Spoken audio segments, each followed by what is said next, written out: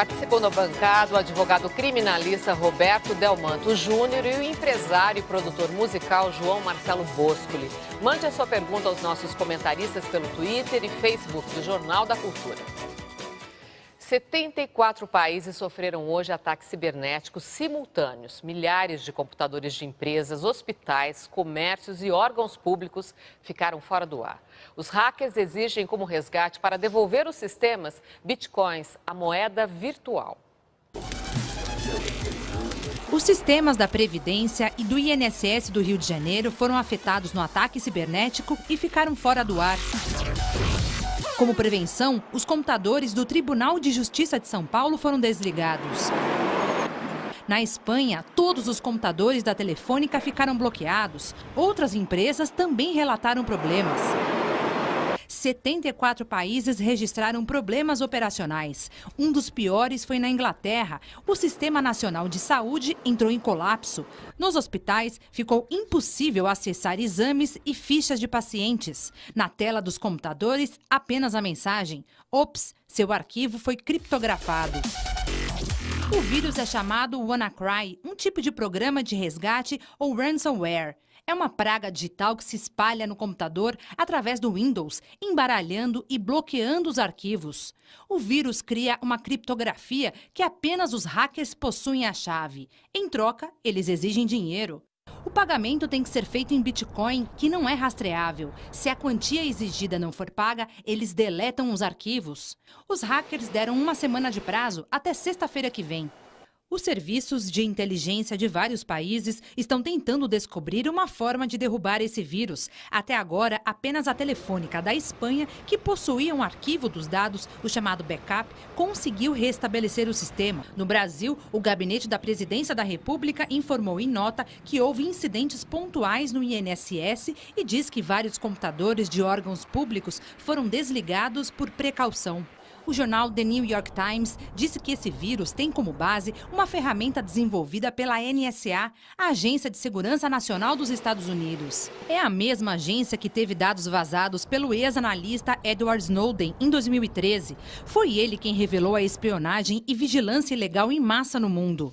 Em abril, um grupo de hackers cibernéticos revelou esse programa da NSA a todos os usuários. O programa se aproveita de falhas do Windows para invadir os computadores e embaralhar os dados. O jornalista especializado em novas tecnologias, Etevaldo Siqueira, disse que ainda é cedo para falar de prejuízos desse ataque. Em entrevista pela internet, ele alertou para o despreparo diante dos hackers. Isso significa que todos os recursos tecnológicos que temos hoje não estão sendo suficientes para proteger nem bancos de dados, nem o Pentágono, nem a Casa Branca, nem o Congresso americano, nem os grandes centros mundiais estão seguros hoje. Boa noite a vocês, obrigada pela presença. Vou começar com uma colocação de um telespectador, o Marcos Paulo Miranda, que diz o seguinte: não precisa mais de bomba atômica, bem-vindo ao século XXI com ataque cibernético. Delmanto. É uma das grandes preocupações hoje, boa noite Márcia, boa noite João, boa noite. É essa questão da nossa dependência da modernidade do mundo digital. As moedas nos países têm sido reduzidas. Se nós pensarmos hoje no dinheiro de plástico, nos nossos extratos bancários, nas aplicações financeiras, os países estão diminuindo o papel moeda e nós estamos caminhando para o mundo digital, inclusive todo o financeiro mundo digital. Imagine se nós tivermos um ataque de hackers no sistema SWIFT de transações bancárias. São sistemas internacionais que mandam dinheiro. Tem vários, mas o principal é o tal do SWIFT.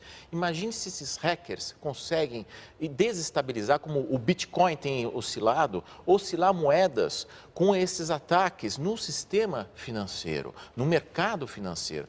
Então, eu aconselho aos telespectadores, a todos nós, de vez em quando, guardarmos alguns extratos bancários, porque imagine se nós tivermos, digamos, uma bomba eletrônica aí que apague os dados, um apagão de dados gerais, quanto você tem no banco, quanto você tem de aplicação.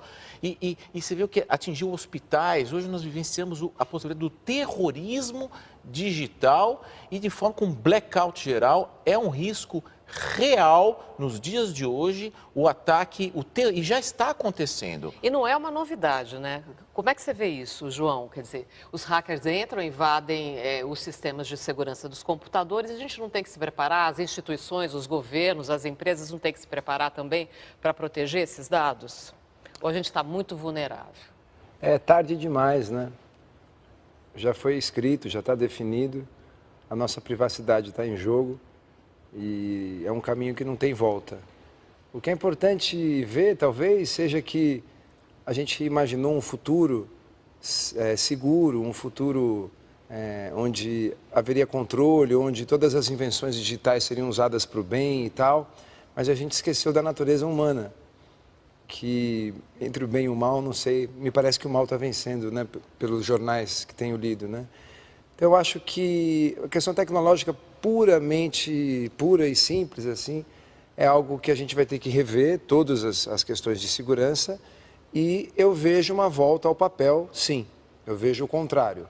O governo da Alemanha, por exemplo, há uns 3 anos, mais ou menos, eu li essa notícia, começou a determinar que alguns documentos ficassem restritos, circunscritos ao papel. Então, é o que eu pretendo fazer na minha vida também.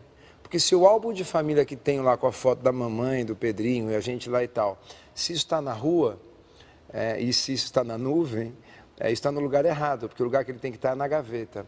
A gente está abrindo mão da nossa privacidade. Eu acho que a gente não deveria fazer isso, entendeu? E os fatos estão mostrando que a história é um pouco, não é tão linear, ela é pendular. Então é assim, digital, porque é digital, é tudo digital, quero compartilhar e tal. Estão vendo agora as consequências disso? Interessante, né? Então, que tal recuar e voltar a ser como era? A viver uma vida, a ter um papel e esquecer dessa porteira do inferno durante alguns minutos. Será que ter um papel é um recuo de fato, Delmanto, ou não? Olha, ou é uma segurança, enfim, uma garantia? Mas a questão sempre é uma garantia você ter o papel, inclusive existem as perícias, o tal do exame grafoscópico, nada como ter uma grafia para garantir que foi daquela pessoa, mas hoje nós temos os documentos digitais, nós temos os processos digitais, está tudo digitalizado e se mostra a fragilidade desta tecnologia, porque nós temos tudo em PDF, mas mesmo assim que nós tenhamos os papéis, tem reservas de avião, reservas, a questão de controles financeiros, o mundo ganhou uma complexidade. Sim. A contabilidade de um hospital, por exemplo, as reservas, a refeição, quem é diabético, quem não é diabético, os controles, dose de remédio a dose. Então, é um terrorismo digital, é das ameaças mais graves. Claro que sim. E gera um mercado bilionário do contra-ataque. Exatamente. Que você tem que ter os backups, as reservas, você tem que os sistemas... O medo dá lucro. Então, os bancos, o sistema financeiro, hospitais, transporte, energia elétrica. Então, nós somos reféns da nossa própria tecnologia e mais. Foi a NSA, que é a Agência Norte-Americana de Segurança, que a Reuters está dizendo que foi quem desenvolveu este vírus para espionar o sistema financeiro e ele foi hackeado e está sendo utilizado agora por esses hackers, mas, ou seja, o pai da criança é uma própria agência norte-americana de segurança, a NSA, a famosa NSA, a mesma do Snowden, quando teve. Então, e foram alvos Rússia, Ucrânia, Taiwan, começou aí, já está em 99 países.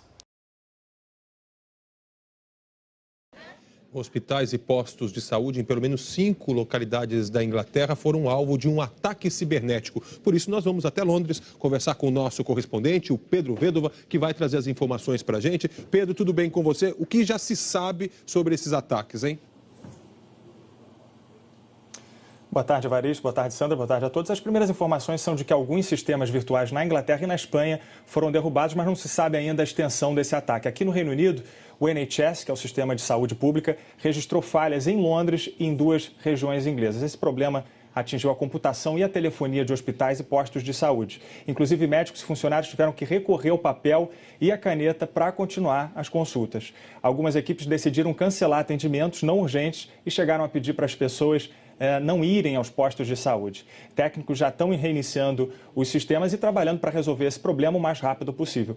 Mas há relatos de computadores que não voltaram a ligar. Aparentemente, quando os funcionários tentavam acessar os sistemas desses hospitais, aparecia uma mensagem de que os dados foram criptografados e a cobrança de um pagamento para descriptografar o conteúdo.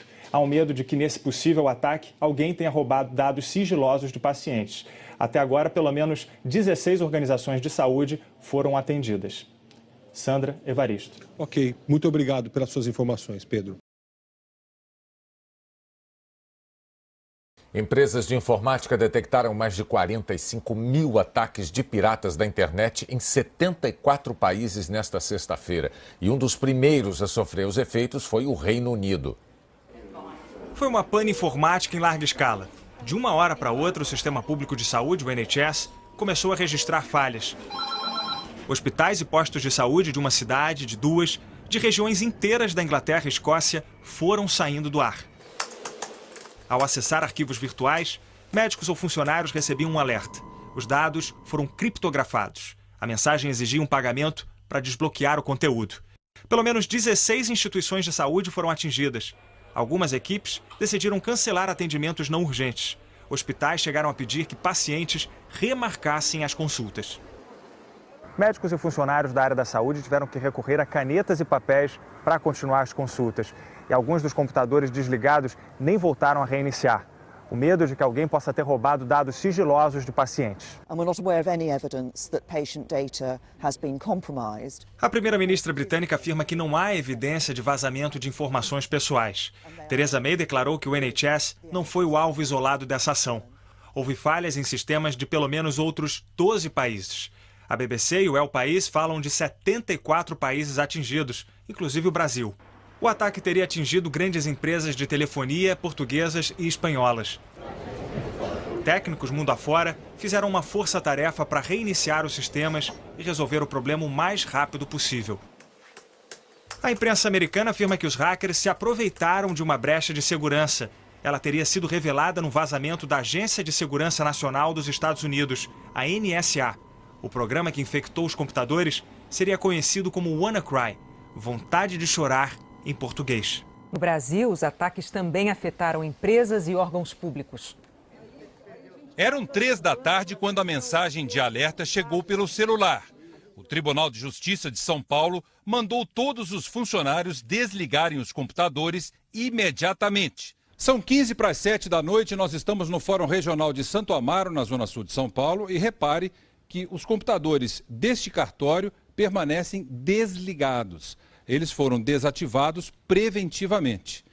A Justiça de São Paulo tem em todo o estado 55 mil computadores. E segundo o tribunal, apenas algumas dezenas deles foram infectados. Ou seja, a maior parte dos dados está preservada. A população pode ficar tranquila, as informações relativas a processos, qualquer comunicação com a Justiça está preservada, apenas dados pessoais de alguns dos nossos usuários podem ter sido atingidos por esse vírus. O Tribunal de Justiça de São Paulo manteve o expediente, mas os prazos processuais foram suspensos para efeito de contagem dos processos. Tribunais de Justiça de outros estados tiraram os sites do ar. Os computadores do Ministério Público também foram infectados. Todos os equipamentos foram desligados e o trabalho suspenso.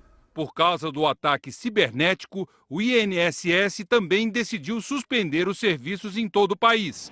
E quem tinha horário marcado vai ter que voltar depois. A tela que apareceu nos computadores infectados é assim. O vírus embaralha os arquivos e exige uma senha para o usuário recuperar o acesso, explica esse especialista. Os criminosos cobram 300 bitcoins para devolver os dados sequestrados, o equivalente a R$1.600.000. Não recomendamos que as pessoas ou empresas paguem esse resgate. Em alguns dias, bem provavelmente será divulgado algumas ferramentas por grandes fabricantes que consigam reverter essa condição da máquina infectada e os dados sejam recuperados, principalmente pelas características e dimensões do ataque, tendo ocorrido em várias organizações em todo o mundo.